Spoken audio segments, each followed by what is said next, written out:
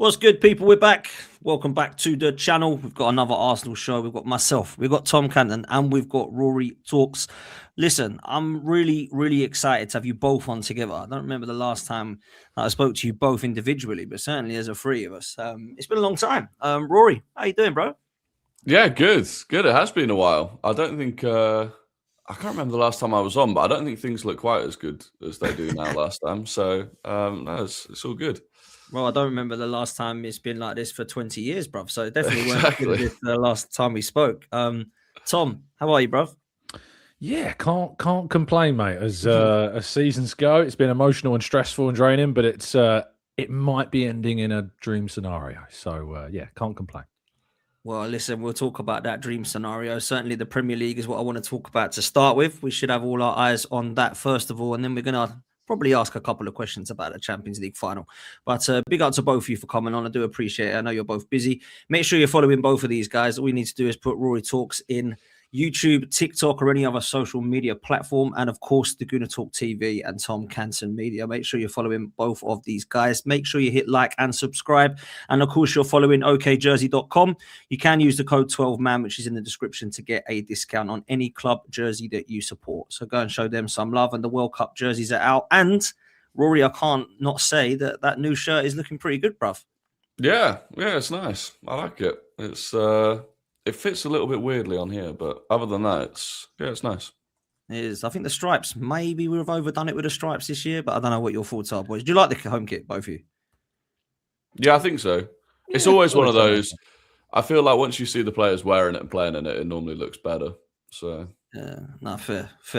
I think it's quite nice. I don't love it in comparison to the one we're wearing currently this season, but I think it's fair. Maybe it'll grow on us. But look, there's much more pressing concerns than what the home shirt looks like. We've got Burnley and Palace. We win both those games, and it's job done. I'll start with you, Ross. Right? I don't know about you, but I can't help but have my kind of eyes on everywhere at the moment. And I appreciate that Burnley and Palace is all that matters. The little part of me is believing that Manchester City, there might be a twist. Now, there could be a twist in Arsenal's games as well. We'll talk about that as well. But I wanted to bring you in about how you're seeing things at the moment as things come to an end. We've got Burnley and Palace. They, of course, play Bournemouth. And then they've obviously got Aston Villa to play as well. How's this gonna end for you now, bruv? Yeah, hopefully we win it. I do think we should win both of our games unless we do something catastrophic. But I think if I was to properly just predict it without any emotion, I genuinely think we beat Burnley and then City drop points to Bournemouth and we win it on that Tuesday night. I think that is the most likely outcome. I think if City do go to Bournemouth 3 days after an FA Cup final against a Bournemouth team that are in unbelievable form, are fresh, they've had a 10-day break. If City go there and win, I'd actually have a lot of respect for that in terms of the performance they'll have to put in. And that will put the pressure on us on the final day. And as much as Palace should rotate and everything, no game in the Premier League is a given. So, yeah, I'm almost hopeful. As much as it would be nice to win the league at a game, I mean, it would be nice to win it at Burnley when we're at home, but it would be nice to win it with the fans there. I'd quite like to just get the stress out of the way and win it on Tuesday night with them dropping points to Bournemouth. Yeah, look, I want to win the league, Tom, and I want to win it as quickly as possible. Now, if I'm being fussy, I want to win it on the Monday night. And now that we can't do that, it's kind of frustrating me because I'm going to be at that game and I may struggle to get to Palace and I'm definitely going to struggle to get to Budapest, which is another story. But I don't know what your thoughts are, Tom. Are you the same as Rory? Do you think this could be over before the last game of the season? Yeah, I am. Yeah, I agree with Rory. I think a Bournemouth side that are unbeaten in their last 16 games. The last time they lost was when Arsenal beat them at the Vitality all those months ago. Quite incredibly so. I mean, Iraola's done an incredible job there. And he's the only manager, you think if Mikel Arteta wins the league, manager of the season award, you think would be a given. But I genuinely think that job done by Iraola puts him alongside, if they qualify for the Champions League, a club like Bournemouth. It's incredible. So, yeah, I am aligned with Rory that I think that Bournemouth will do Arsenal a massive favour. In some ways, sure, it sucks that we can't be there at the game, that Arsenal win it, and it might be done out of our hands. But, I mean, ask Leicester fans if they appreciated, Chelsea winning them the title against Spurs. Ask any other side that have witnessed their team, handed the title by their closest rivals slipping up. And there's almost a little bit of poetic justice, I think, to City bottling it in a game that hands the title to Arsenal as well. So I think you just got to, take whatever's given when it comes to winning a Premier League title, mate. Yeah, 100%. It's quite funny because I started the season by saying, just win me the league, I don't care how. And then we find ourselves all being fussy about it. Like, oh, I'd quite like it if it happened this way. Like, let's just be real, man. We'll take whatever happens. And I do feel confident for the first time in what feels like forever that this will happen. And I've said on a number of occasions this season, yeah, if we beat Liverpool, we'll win it. We didn't win. If we beat Forest, we'll win it. If we beat Chelsea with 10 men, and I'm like, I'm just not going to say it anymore. I just need to let it happen because I think we'll see this play out now. Like, I don't know where you're at, Rory, with the Burnley and the Palace games, but I'll incorporate them two together. I feel like there's more nerves for me going into the Palace game, and that will, of course, be squashed if, of course, Bournemouth do pick up points and we've won it already. With this Burnley game, I don't know why, and maybe I'm being mad here, I kind of feel quietly confident that we're going to get the job done quite convincingly. But how do you feel going into this one? Yeah, the Burnley game, like you, it would just, if we drop points against Burnley, it would shock me. In the way that like dropping points against Wolves away from home shocked me. I think a Monday night as well, as much as for fans, the Monday night game is worse, I think it benefits us having it on a Monday night. I think when you're a team that's already been relegated, you've got to go away on a Monday night. They've already sent tickets back. Like they haven't got a full allocation of away fans or anything like that. I just feel like it's going to be one of those games that as Burnley players, they'd rather just, get the game over and get out of there as quickly as possible. So that game I'm not worried about. If it goes to the final day against Palace, and especially now that City have racked up that goal difference to the point where if we don't absolutely demolish Burnley, they're probably going to beat some goal difference. You do go into that game knowing that you still have to win. A draw still wouldn't be enough. And look, as much as Palace are probably going to be on the beach and, they've got a final to look forward to, like, they're a tough team to break down. Like, they are a well-drilled team. Even the sort of rotated squad is still well-drilled with a very good manager. So, yeah, I think there will be nerves on that final day. And I think there will be nerves in the players as well. So, yeah, if we are somehow going to throw it away, I think it would mean City would obviously have to win all of their games. And I think it would come at Palace. But I don't think that will happen. I agree with you. I don't know about you, Tom, but I felt like against Fulham, we saw a real free-flowing Arsenal. It then replicated that probably home and away against Atletico Madrid, although it was only a low-scoring game. We actually were a lot more free-flowing in those moments, I thought. And then when it was, we only have to win 1-0 now, it feels like we've gone back to only having to win 1-0. And look, don't get me wrong. If it's 1-0 Burnley and it's 1-0 Palace, I'm taking it. But I don't know my heart will, bruv. So do you think we'll go out much more free-flowing and try and score some goals against Burnley and Palace? Or do you think it will be a very reserved situation? Because Positive Dan was on here the other night asking me a really good question, which was, let's say we beat Burnley quite convincingly and it's 1-0 to Arsenal with 10 minutes to go. What do we do? Do we hold on to the 1-0 and win the league? Or do we go and try and get a second and potentially draw the game 1-1 and potentially lose the league? And I actually thought it was a really good question. And I thought, where are you at with that? It is a good question, but I would say there really shouldn't be a scenario where Arsenal, who are inches away from winning the Premier League title, should be holding on against already relegated Burnley. Realistically, that shouldn't be a scenario that we find ourselves in. And even in a case of Crystal Palace, who have nothing to play for themselves, have a European final just 3 days after the end of the Premier League season, you'd imagine they're going to rotate and rest as well. Not heavily into the youth team, like Oliver Glasner's already denied that they would do that, but you'd expect them still to have a mind, most of their mind on that final rather than that trying to upset Arsenal winning the title. But I think that we saw at the beginning of the West Ham game the intention to be really aggressive and attack and be free-flowing. But as soon as Ben White got injured and Arteta made that horrendous mistake to move Declan Rice out of midfield into right-back, I think if Ben White stayed fit in that game, we would have probably won that game pretty comfortably in the end, and it wouldn't have been the nerve fest that it ended up being. But the mistake and then having to correct that at halftime and then allowing kind of belief to get into that West Ham team as they built back into the game made it much more of an attritional kind of fixture. So, yeah, look, I think that the Fulham game, the start of the West Ham game, certainly how we approached the first half against Atletico, we were a little bit more reserved in the home leg against Atleti. I thought, all that build-up and noise and the fan scenes before the game, we didn't start that game like we were gunning for Atleti. It was still reserved. It was still control. It was still slow build-up and trying to just kind of find our way into it. And we only won that game by, again, a single goal. But I think at home against Burnley, with the goal difference there, I think that we'll see an aggressive team. I think we might see an aggressive selection as well. It might be a single six. I think it could even be Odegaard and Eza together, in that front of Declan Rice. So I think he will go to win it with that kind of aggressive style we want to see. Look, I hope he does that, man. I don't want to be watching Arsenal win 1-0 and hanging on, man. That's the last thing I want to be doing. My heart will not take that. I'll tell you this now. That West Ham, I don't want to go back, but that was horrific. I don't know about how you guys felt, but I was sick. It was all the emotions in for 90 seconds of my life, just thinking this could be done. This could be it. What is it? And then, of course, we're celebrating again. But I'll be honest with you, Tom makes a good point, Rory, because I don't know what he's going to do team selection-wise in the coming 3 games, because some of it's going to be injury. I imagine Mosquera. I agree with Tom. I don't know what he was doing when Ben White got injured. I thought it was a madness, but obviously he corrected it. And to be fair to him, brought on Odegaard, who I thought was excellent when we did score the goal. But Miles Lewis-Skelly has got to get a mention. Mosquera, obviously, there's an option at right back. There's a lot of people talking about Eze or Odegaard. Some people are mentioning Havertz again, saying should he be a part of the next 3 games in terms of starting ahead of Gyökeres. And of course, there's that kind of right and left hand side at the moment when you've got Saka, who looks good for around about 50 minutes and then starts to tie. You've got Madueke, who's not really come knocking on the door, in my opinion, too much. And then there's a toss up between Trossard and Martinelli, who, let's be real, are both put in some auditions of late that you think they probably deserve to start. So I think the team selection is going to be really tricky, if I'm honest with you, for Mikel Arteta.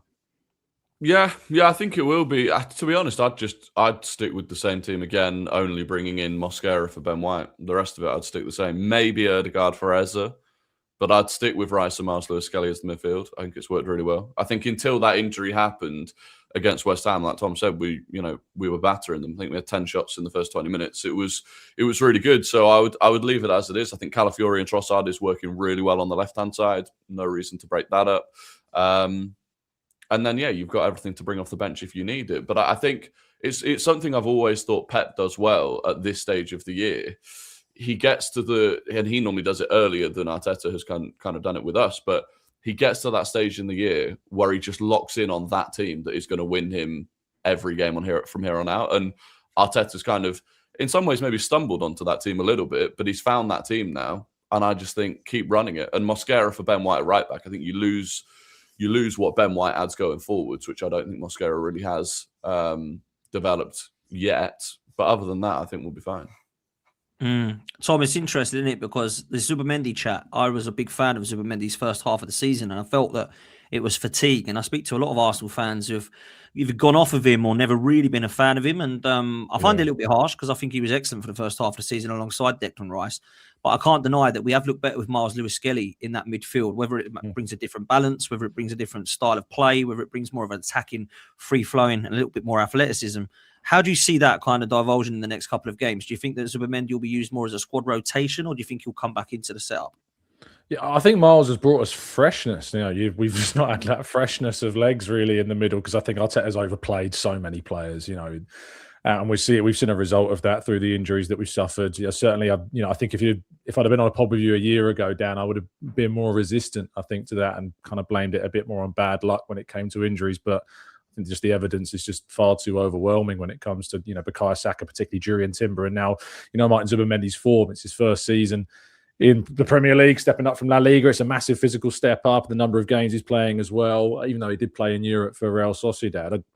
It's just that I think he's just been so overused. With Norgard, what was the point of signing Norgard when you're going to use him for 56 minutes in the Premier League? That's a failure in recruitment, that signing. So, and we look like, thankfully, we're going to get away with those mistakes that have been made. And, that's because you have to overcome mistakes. Nobody is perfect on the way to a title. Even the Invincibles came very close to making some errors along the way that could have cost them. But thankfully got away with them and won the title, as this Arsenal team looked to be also on the track of doing. But you're right. I think that Miles will probably be who he favours at the moment. As I said, I think we might see maybe a bit of an aggressive switch up for the Burnley game just to get that result and put the pressure onto City on Tuesday night. But in that final where you need to be a little bit more, I think resilient and dogged. I think maybe Miles would be a better pick, but even then he might choose to go with the experience of Zubimendi. And maybe after a few weeks of being on the bench, he might then have regained some of that freshness that we saw in the first half of the season. But yeah, at the halfway point, I was like, wow, we've got a signing of the summer here. And he's nowhere near that kind of conversation now when we've come to the conclusion of the campaign. So yeah, certainly I think that we've started to see some of the ramifications of some of the errors from Arteta, but thankfully it seems we're going to get away with them. I'll stick with you just quickly on this point, Tom, because I think you and I would have a good convo about this usually. Player of the season awards have been spoken about. I mean, Bruno Fernandes obviously got the football writers. You've obviously got these conversations about managerial. I didn't vote for him for the record. So yeah, I was going to say, come on, what's happened with you guys, man? Look, I'll be real. I think the manager of the year is actually genuinely like a really good debate, because I actually think there is a couple that probably deserve definitely a mention close to Mikel Arteta if he's to win it. I think, Keith Andrews at Brentford has been absolutely outstanding in my opinion. Irioli, you've mentioned earlier, I think absolutely deserves a mention. Both of those teams, by the way, were depleted in the summer, like lost majority of their top signings, and you wouldn't have noticed it. So they definitely deserve a mention. But in terms of players, I've spoken to a few Arsenal fans, and I'll let you come in on this as well, Rory, after Tom. Like, where are you genuinely at right now? If you had to pick an Arsenal player, just one, who would you go for?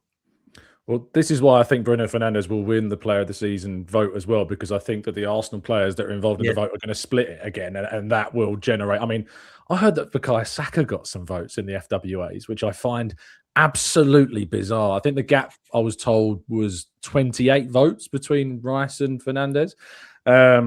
And so some of those have gone to Saka somehow. And I just can't get my head around how that decision is made. But I think that for me, it's kind of changed, as it should do. Your mind should change throughout the season as you're giving new evidence. I think that at one point it was Gabriel. At one point it was Rice. More recently, I think Raya has really come into the conversation quite significantly. But both he and Gabriel had massive influences on that West Ham game to keep us in the lead of it at the end. Well, certainly before even we got the lead with the David Raya save. I think it has to be Rice, because I just think this is his most complete season and in an Arsenal shirt. I think last season was perhaps more impressive going forwards, but I think all round this season has been more impressive than he was last year.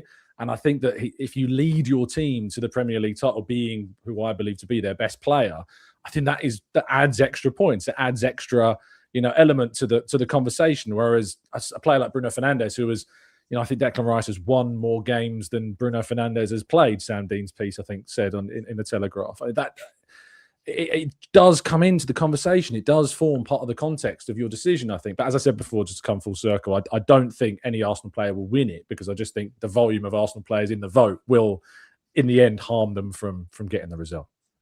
What do you think, Ross? Yeah, I agree. I think it probably will end up going to Bruno, which, like, as an attacking player, if you were to pick an attacking player, and a lot of people do always just seem to think that an attacking player almost should win individual awards because it's more difficult, I suppose, to be an attacker. For me, it would go to Rice. I think you have to take the most important player in the team that went on to win the Premier League and understand why they were so important, and would the team have won the Premier League without them? And I think, especially like I said, with the recruitment that we did in midfield, if Rice had picked up an injury of any sort of length this season, we'd have been in massive, massive trouble. I think we've seen with Gabriel and Saliba, as much as we massively miss them when they're out, we've got the cover in terms of a Mosquera that can come in. I just don't think we've got that for Declan Rice, and that's something I think we need to address in the summer. But, you look at the games that he's stepped up in, you look at the way he's performed since, that City game where he was almost mocked online for saying that, we're still in it. I think what he's done since then and what he's done up until then is enough to win Player of the Year. Do you know what's mad for me? I actually don't mind if Bruno wins it, because I do believe there's a kind of element of it that it should be an individual achievement. And I think what he's done this season, whether you think United are great or bad or terrible, it's quite incredible what he's done. Ozil's done it and Fabregas has done it. And to be fair, they didn't win it when they did it. But I think when you look at it, I think there's also not one that stands out either. And that's why I think Bruno will win it, like Tom said, because I think it's the only achievement you could go, actually, individually, that is class. And that does stand out on its own. Like if he does break the record, which I think, he's still got a chance of doing. I think what's mad, though, is the recency bias to it all. Because as much as I think David Raya has been incredible this season, I think people have forgotten what Rice has done what Gabriel has done and what Saliba has also done consistently in the last season. Because when you look at the last few weeks, the saves have been incredible from David Raya, and that's all that people are remembering. So they're now believing, well, because of that must be he gets it for the whole of the season. When really and truly, Timber was one of our best players for the first 4 months until he got his injury problems. You've got Saliba who's been consistent. Gabriel was the reason from corners we were scoring the goals. And then you look at what, David Raya has done against the save against Brighton at the Emirates, for example. People have forgotten about that one, but they're remembering what he's done recently in saves that he's made in the last few games. So I think it is a massive recency bias. And the amount of people that I couldn't even finish the sentence the other night. I said, right, player of it, Raya. I went, whoa, hang on, I haven't even finished the sentence yet, Raya. And I think, wow, really? Like, are we all saying Raya? And look, if he wins it, brilliant. I don't think he will do, because the last goalkeeper to win it, I think, was Peter Schmeichel in 1996. But I do look at it now and think, I don't think that Raya has been levels ahead of all of the others, but I think it's been painted out that the reason Arsenal are going to win the league is because they've got the best goalkeeper in the league. And I think there's an element of I think rivals want us to believe that. So they're like, well, the goalkeeper won it. I mean, that says it all. We're bad champions, really. Just you see what I'm getting? Maybe it's just me. I don't know. I get it. It's the paranoia, in it. Like, and I think from an Arsenal fan perspective, we have been battered and bruised, in terms of kind of how Arsenal have been spoken about this season. You've just seen today, I mean, I wrote the piece around it, that the Manchester City got away with one against Everton because Bernardo Silva, it turns out, should have been sent off in that game when the score was 3-2. But are we going to see the level of emphasis now on that as we saw against, the Riot West Ham incident? No, we're not. It doesn't draw anywhere near as much attention as what this does. And so that's why it's been such a draining and emotionally challenging season. It's because not only have Arsenal fans, and in a way, I think it's unified the vast majority of the fan base, as well, together. Yeah, I'll be honest with you, Rory, you'll probably do this. You do a lot of content on this. Like, the rival fans, it's never been so hilarious in all my life. Like, I've seen some absolutely hilarious stuff, some kind of madness statements, and as much as I do get on some of our fans' case, because I think some of them are crazy and I think some of them do deserve a little bit of stick, I also don't really understand the level of consistency with some of the rival fans, if I'm honest with you. And I heard a lot of whining and a lot of crying from some of the mainstream media, but actually there wasn't any solution to it. It was just all wow. What did you want the referee to do then in that rare scenario? You think it's not a foul? Should the goal have stood? Well, obviously not. Okay, well, what did you want him to do then? Did you want him to give a penalty? What for? Well, that incident, yeah, but the Souček and Havertz one happened first. So I don't really understand what they wanted. They just basically wanted to cry and go, I just didn't want Arsenal to win.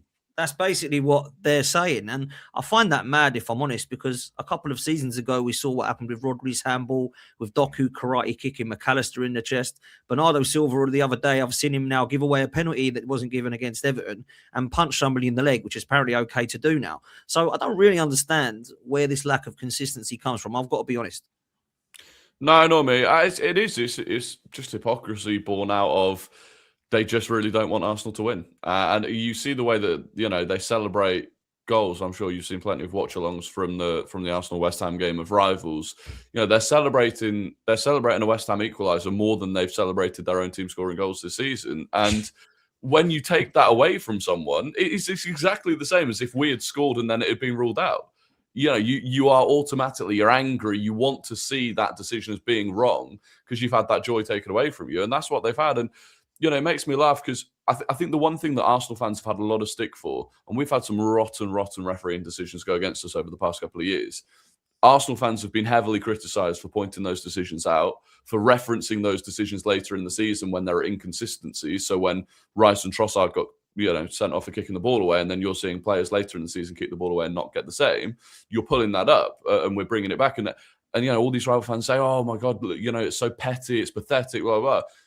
Within 5 minutes of the West Ham game ending, you're seeing examples from throughout the season. They're bringing up India on the opening game of the season. They're all doing exactly what they've criticised Arsenal fans are doing. And I think the reality is football fans, by and large, are all the same. Facts. And they've just kind of tried to paint Arsenal fans. And look, we've got a big fan base, a big online fan base, which means those behaviours are like exacerbated because of the size of the fan base. But ultimately, the behaviour is the same. And yeah, this season we're on the good side of it. So yeah, look, I'll be honest with you, Tom. There's been a hell of a lot of uproar, and not just for that incident, by the way. The whole of this season, there's probably been 6 or 7 individuals in the kind of content space. Well, there's been more, but 6 or 7 in the content space that actually support different teams. So I've seen Man United fan crying, a Man City fan crying, a Liverpool fan crying. I mean, hang on a minute. I thought it was only Arsenal fans that cried about referees. It turns out that actually everybody cries about referees. And when we do it, obviously everyone piles on because we've got a huge social media fan base. And I do get that. But I don't know about you. I just feel like there's a lot, and I don't want to use the word jealousy because we haven't won anything yet, but I do think there's an element of confusion, I would say, actually, not jealousy. I think there's a lot of confusion within the fan base. Manchester City, I genuinely do think they'll be a little bit like, we're up against them. They're genuinely in a title race with us, right? I think Liverpool fans are hating on it because of how embarrassing their season's been, and they're a little bit like embarrassed by it and cringing out, and maybe they are a bit jealous of the position that Arsenal are in right now. Manchester United, definitely, there's a section of the fans that want us to win it because they don't want it to be Liverpool or City. But there's also a section that are like, I don't really want them to do it because like Fergie and Wenger left and they've done it much quicker than we have. That's quite embarrassing. Tottenham are absolutely embarrassment. I mean, they've got Tottenham fans celebrating West Ham, getting and crying because West Ham didn't get the equal. Aren't you in a relegation battle with these people? Like, what's going on here? Like, this is an absolute shambles, in my opinion. And you've got Chelsea fans who, let's be real, what's an absolute finished club? Let's just say how it is. Absolute finished club. You know, Daddy Roman can't save them now. And now they're down in the doldrums again, where they were, when I was growing up. So I do think there's an element of that, Tom, where I don't know, maybe the word isn't jealousy because they can throw it back that we haven't won anything yet. But do you think they're like embarrassed of their clubs and look at the scenario now and they think we've been embarrassed by, embarrassing them and laughing at them and bantering them and Christ, we're now miles behind them. Do you think there's an element of that, Tom? I think there's loads of factors, Matt. I think you named plenty of them. There is the obvious element that when Man City win the league, it's just a bit like, yeah, cool. Like Man City have won the league. I don't know any Man City fans. There's no Man City fans live around me. I live in London, so there's plenty of Man United fans around me, and there's loads of them that are frustrated and annoyed. And I think you brought up a great point about how long it's taken, say, them to recover from Ferguson. Leaving Wenger left, a serious number of years after he departed, and Arsenal are now winning the title. We hope again soon after that. Chelsea Football Club, my words. It's just incredible. What's happened there. The fact that team have spent way more than has been spent, by so many other teams around them, and they're going backwards. They're seeing teams like Bournemouth and Brentford, Brighton overtake them and look more competitive than them and beat them convincingly. And I think, yes, the Arsenal online fan base is incredibly irritating. Yeah, for Arsenal fans, the Arsenal fan base can be incredibly irritating because we are quite volatile. There is a lot of reactivity to anything that's posted, but it's come from years of frustration and being poked and being irritated by how Arsenal are portrayed and talked about. And so I empathise with why the Arsenal fan base is the way that it is, and I think that we will live it in the summer if Arsenal go on to win the league. And I'm always kind of still a little bit reticent because I still can't quite believe it's actually going to happen because it's been so long. And so I keep saying I don't really want to talk about things as if we've won it because we haven't yet. And we've still got to get over these 2 last hurdles, maybe 1, depending on what happens with City. And when that's done, we can then kind of, you'll see the Arsenal fan base, released like a coiled spring somewhat, I think. So, yeah, I'm looking forward to it if it happens, but let's get the job done first because it's certainly not done yet. Yeah, no, you're right. We've got to get the job done for sure, man. I'll ask you in a minute, Rory, but I just wanted to ask you quickly, Tom, because I don't have long left. Yeah. If I don't want to, we can look at this and go, it could still all go wrong, but let's just imagine it's all gone right. We'll just talk about the Premier League for a minute, and we'll come to the Champions League in a minute. But for me, it's all gone right in the Premier League. We've beaten Burnley and Palace, right? It doesn't matter what Man City do then. Let's talk about our fan base really quickly because there has been a split, 100%. And I think, even the 3 of us on this panel have all had a difference of opinion at some stage about where we're at. Do you think if we do get it across the line, and I'm talking the Premier League, if we've got the Champions League as well, but unbelievable, but let's just talk about the Premier League. Do you think we'll unite and do you think they'll finally be the right? We've done it now. No more Arteta debate. He's got it across the line. Do you think we'll now see? That's like a question for yourself, Dan. Well, it kind of is, but because I'm hosting, it's hard for me to answer it as well. Yeah, of course. I kind of will do in a minute, but I do feel like that needs to happen now. Is what I'm getting at. Like if we do win, this is because clearly if he misses it out from this, so I don't know what I'll do. But I feel like I've particularly on this out the 3 of us, I've particularly been very harsh on the manager and the ownership. Excuse me, and I feel like if we do get this across the line. I think it should be about how we unite to try and do it again. as opposed to telling people they were wrong when they were actually kind of had a justifiable reason for 5 years to maybe not believe. And I don't really want, and it's like if we were not to do it, I don't want it to be, see, I told you so, you lot are all morons. I don't want it to be that. I will be you know what texting you that, by the Like, way. and if we do get across the line, particularly with both of them, let's say we do the unthinkable, we win both, right? Yeah. I feel like we need to enjoy it, unite, and celebrate it.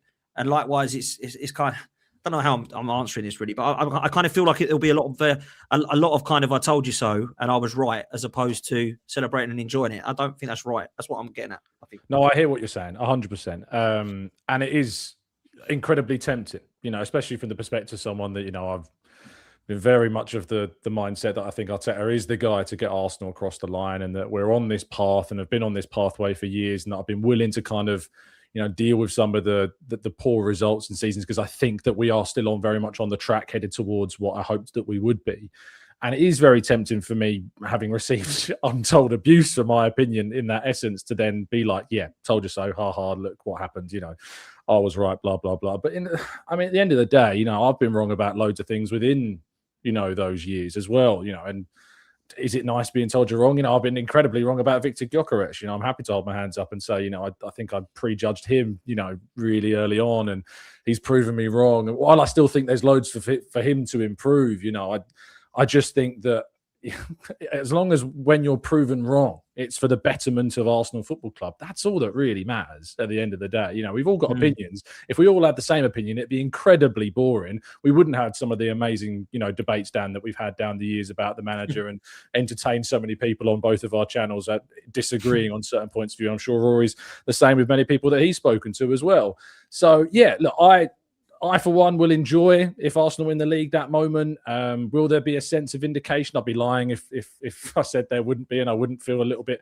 happy about the fact that, because it must make you feel better, if you know that you feel that you've been vindicated somewhat. But equally, I've had to hold my hands up about certain other things that, like Viktor Gyökeres, that I go, great, he has proven me so wrong, and as a result, he might help Arsenal win the league. So, yeah, I'm just incredibly grateful for that. And I hope that, obviously I wouldn't put you at the extreme end of kind of the Arteta kind of criticals, if you will, but I hope that you and others aren't abused for having that opinion, because in the end, if Arteta has been abused for years by individuals, are you really going to drop to the same level and do the same back to those same people? Does that make you any better than them? I don't think it does. So just everyone should just enjoy it and get on with it, and hope that we can now establish success rather than it being a one-off as well.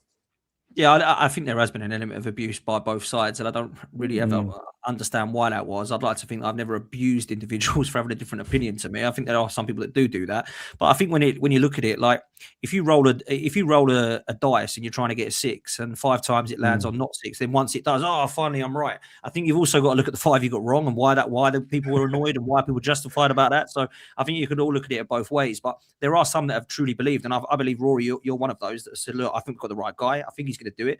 I'm happy to say that, for 5 years, probably I did, completely back it and probably got it wrong. But now, look, it was worth it. And do you know what? Someone asked me the other day, if you win the Premier League, and that's without the Champions League as well, by the way, if you win the Premier League, would it be worth it? Yes, I'm starving over here. Give me a trophy, man. Do you know what I mean? So it absolutely would be. So I don't know what your thoughts are on that, Ross. Yeah. I mean, like, there are certain people that would deserve to have it thrown back at them a little bit. The people that have just been outright abusive, and you're not one of those at all, Dan. So we've had good discussion where it's like, I completely respect your opinion on it, but there are some people who do deserve to have it thrown back at them. Will I take time out of my day to do that? Probably not. I'll be enjoying it and celebrating. But also, it's like, if we win it, then yeah, I was justified in saying stick with Arteta because I think he'll win it, and technically, therefore, I was right. Doesn't mean to say that the people that thought he should have gone 3 years ago were wrong. We'll never know. We'll never know if we'd swapped managers 3 years ago, whether we'd have won a Premier League more quickly, or whether it would have taken us backwards and we'd be, nowhere near a title at this point. So you can't necessarily say you were wrong. You can just say, I'm glad that we stuck with it, and ultimately, I'm glad that I stuck with Arteta. But I'll be honest, there was for the first time, really, there was even a point this season where even I was thinking, okay, this is, when we'd drawn to Wolves, and then obviously the loss to Bournemouth, I'm thinking, if we don't win it this year, then even I'm going to have to start seriously thinking on my position here. So everyone's been pushed to that limit at some point, and for some people that limit got hit more quickly, and for others it didn't. So yeah, look, I hope we all come together. I think there's still a weird little online mainly cohort that even if we, there are some people that think even if we win the Premier League, you should still go because the football isn't good enough. Like there are some people that would just never accept being wrong, and have some sort of personal issue with Arteta, and they are who they are. But I think largely the fan base will come together and be like, look, we had different opinions, but we are where we are now, and that's the most important thing. Yeah, no, you're absolutely bang on, man. Tom, I know you've got to shoot, bro. First of all, thank you so much for coming on. Make sure you're following Tom, people, the Good Talk TV. Before I do let you go, Tom, give me a prediction for the Burnley game, brother. What are you going for? We'll go 4-0, just to manifest a good win. I hope you're right. I'm not. It's not me like disrespecting Burnley or anything like that. That's pure manifestation and just yearning for that to be the case, to be honest. So yeah, look, I'm hoping that we get it done, and I hope we do it well, because it promises to be a great atmosphere before the game from the sound of things, and hope that carries on into the stadium as well. Nah, big up to you, bro. I appreciate you coming on, man. Make sure you're following Tom over at the Good Talk TV. Have a good rest of your day, man. Thanks for joining us. I'll see you both. See you later. Take care, buddy. Rory, let's talk about the big one then, because we've spoken about Burnley and Palace. Here's the Champions League final, and I know and I appreciate that we don't really want to be thinking about it, but we have to do our jobs and talk about it on these podcasts.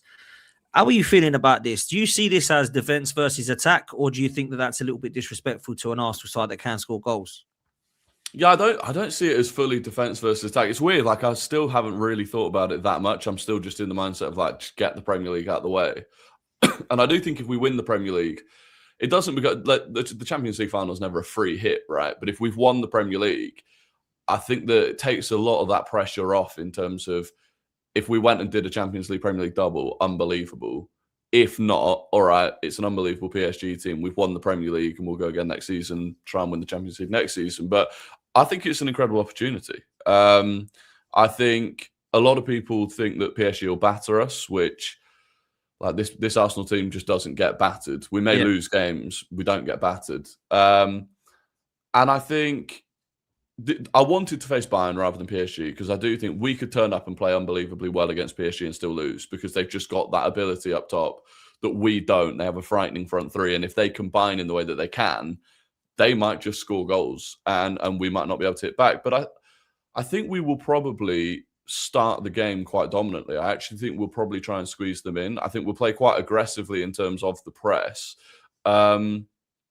And I think we could win it. I like, it's not crazy to say that we would win it. If I had to put my life on it, I'd probably put it on PSG, just because of the games this season where we've struggled to score and stuff like that. But yeah, I think there's a massive opportunity there. And I think people that are ruling us out are, I don't know. We've only been playing once a week for the final few weeks of the season as well. There is going to be a freshness that maybe we didn't have before. So yeah, why not? Why not?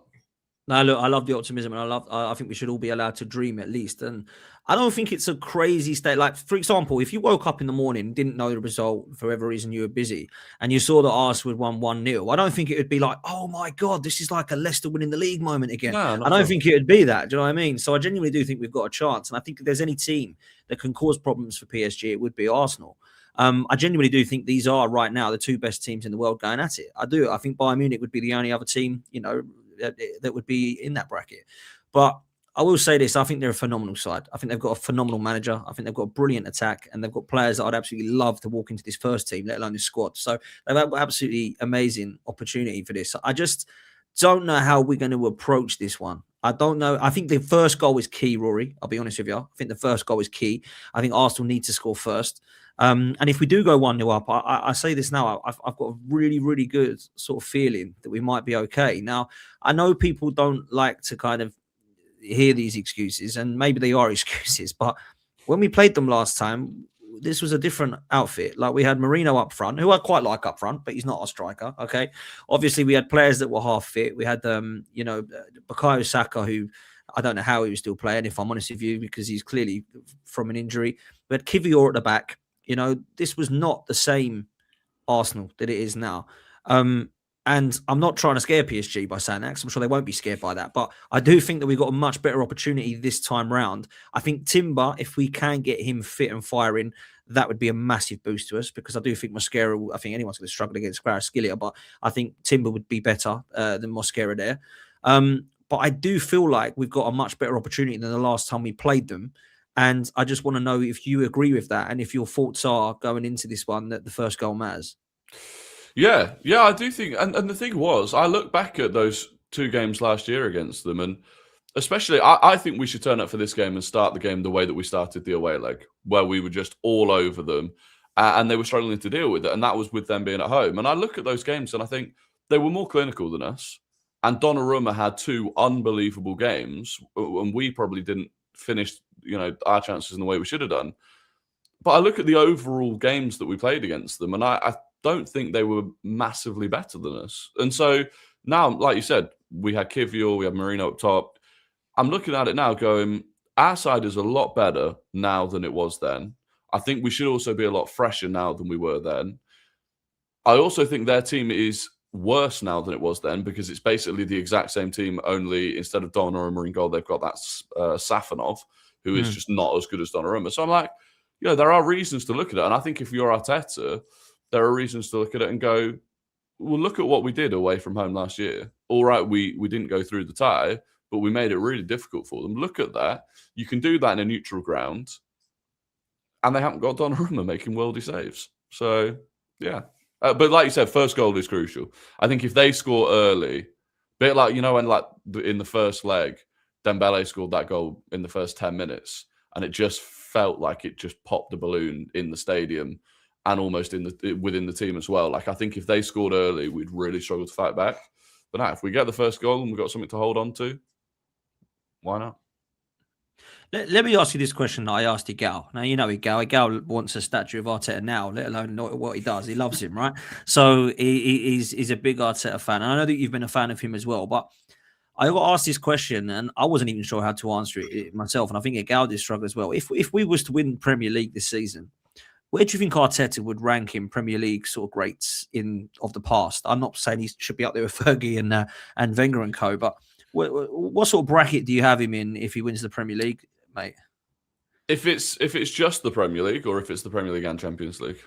Well, I think if we was to look at Premier League greats, I think I would go with the Premier League. If he was to do both, I think we could have a conversation maybe even more greater than that. But yeah, if he was to win the Premier League and we just kept to the Premier League guys, I kind of put him in the bracket of the ones that have won a Premier League before, like a Kenny Dalglish, Claudio Ranieri, and Antonio Conte. That kind of, if you're looking at ranking those in tiers, whether you think those individual managers are better, the achievement of winning that Premier League like they did would probably put him in as a kind of bracket of that level. But I don't know if something that's too harsh or if something that's too much or what.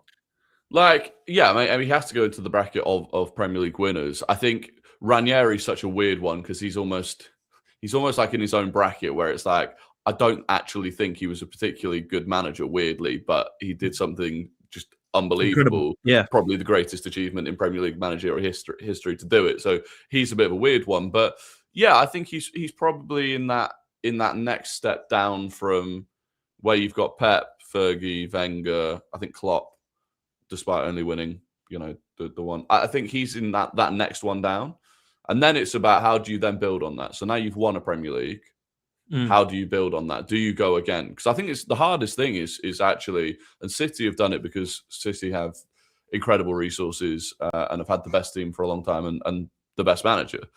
I think dealing with that next season will show a lot about Mikel Arteta and almost the sort of long-term view for Arteta with Arsenal. Like, if he can go again next season, then he's starting to push himself up into that sort of top bracket.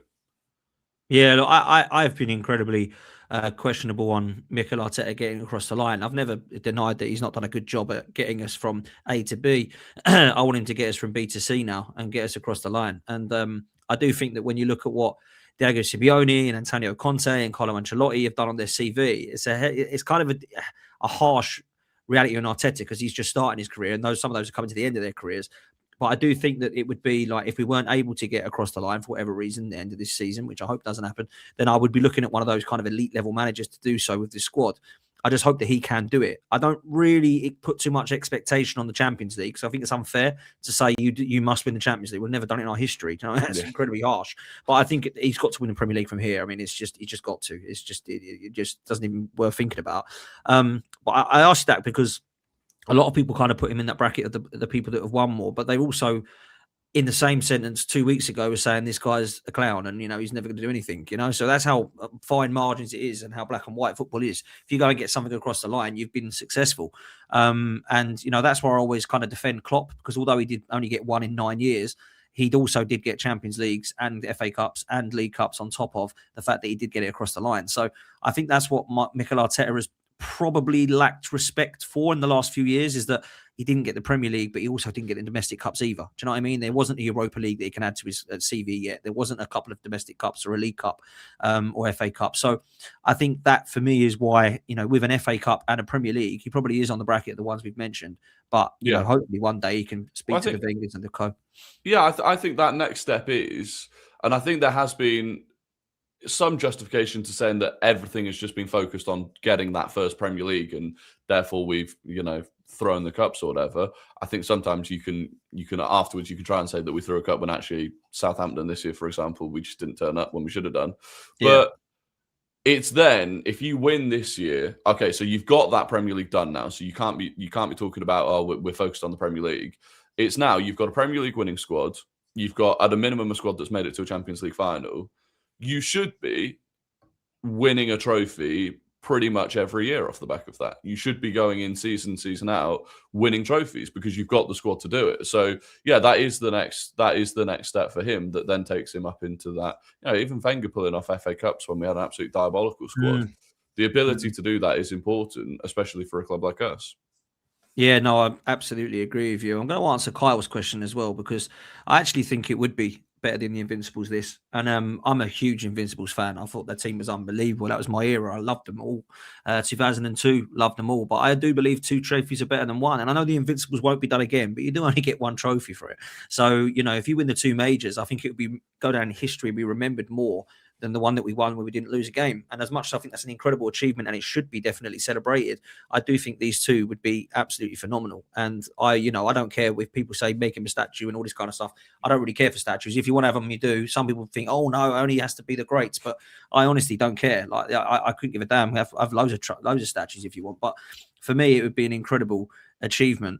Let me ask you 2 questions quick before we do come to a close. Obviously, you look around the other teams at the moment, Rory. You've got Manchester City, you're up in the air about what happens with Pep. There's a lot of rumours that Maresca may take over. You've got Chelsea, who are absolutely falling off a cliff. You've got Liverpool, who look like they're not really going anywhere this season under Arne Slot, and whether they will next season is a big question mark. You've got Manchester United, who at the moment are debating whether to hire Michael Carrick. It's looking like it could be a good time for Arsenal in the next couple of years, mate. And you're talking about dominating, winning and stuff like that.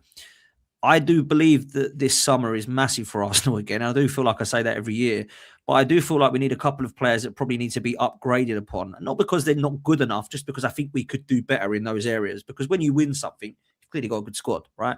But I do think there's a couple of areas and positions that we need to upgrade upon, which is why I'm looking towards Berta again this summer. What's your kind of thoughts on both those things in terms of how we can dominate looking at other teams and what we might need to do in the summer? Yeah, I do think it was. I did one of those 20 versus 1 YouTube videos a few months ago. Oh yeah, now. And in that I said I think Arteta will. I think the argument was I think Arteta will win more Premier Leagues in the next 10 years than any other manager. And that is on firstly the basis that I think Pep Guardiola will leave. So you take him out, then I look at the managers that are currently in the Premier League and the teams that are currently in the Premier League. And like you said, there's a lot of instability at a lot of the big clubs that you would think would compete with us. So.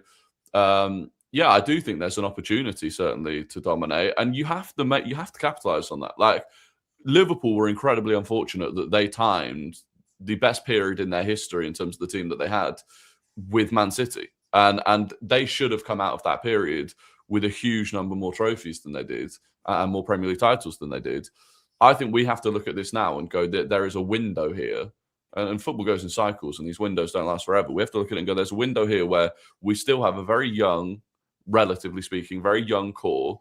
We've got pretty much every player in their prime, bar a Trossard or a Norgard. and you got to look at this window. And so then you do have to invest. And it's the worst thing we could do this summer is go, well, we've got a Premier League winning squad, so that's fine. We'll just stick with that. I think left wing, we've known that we've needed a new elite left winger for a long, long time.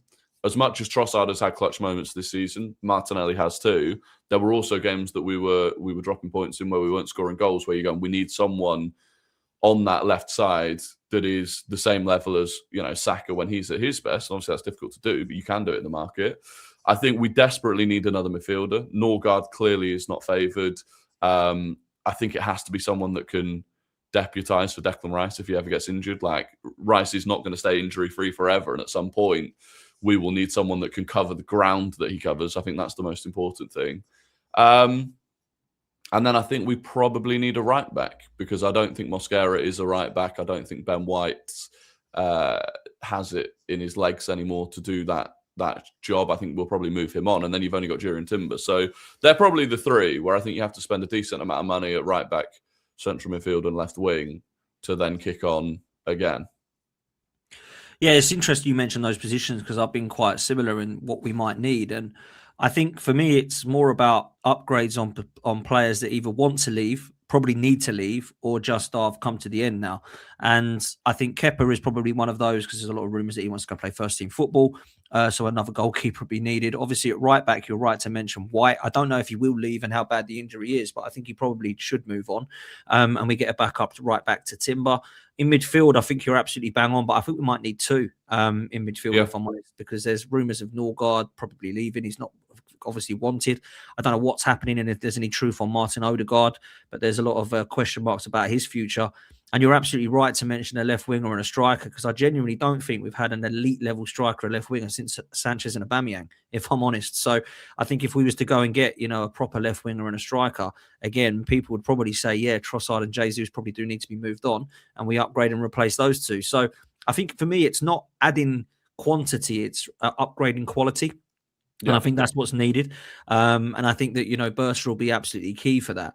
I wanted to ask you quickly, because there has been mad links in the last few days. Obviously, Kvaratskhelia has been linked with every club because he's so good. I wanted to ask you if you would take him. And Kylian Mbappe has been linked in the last few days. And there's been a real kind of debate about that, particularly on this channel the other night.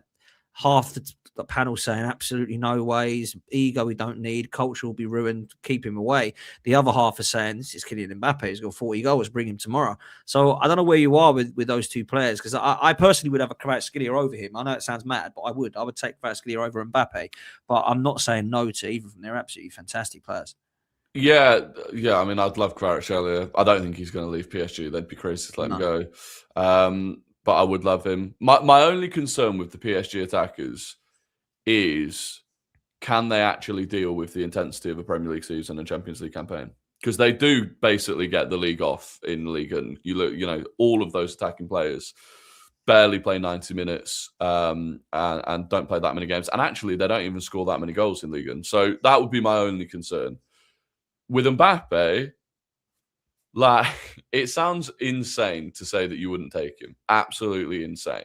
Especially when you look at, he can play off the left, he can play up top. That is, like you said, the position that we have not had an elite player there since Sanchez and Aubameyang. But there is a worry that a lot of what Arsenal is built on at the moment is the culture. It is, Arteta worked so hard to get a lot of those bad eggs out of the dressing room, and could he do it? My only thought would be, if Arteta brings him in, Arteta must believe that Mbappe could change, that he can change Mbappe.